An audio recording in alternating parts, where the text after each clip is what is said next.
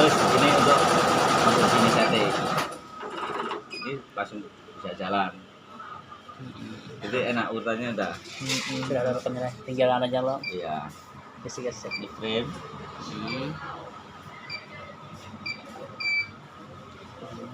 Overboard. Nah, kenapa kalau overboard? Padahal ini masih banyak.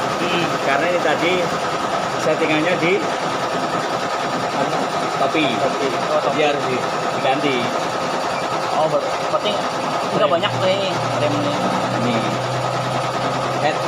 head itu berarti topi, tapi areanya cuma segini sensornya. Dikit aja ini. Dikit aja ya 6 cm. Ya 6 cm. Harus diganti. Pakai yang mana?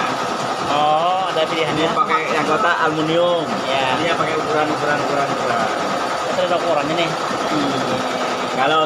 Kalau saya biasa ngajarin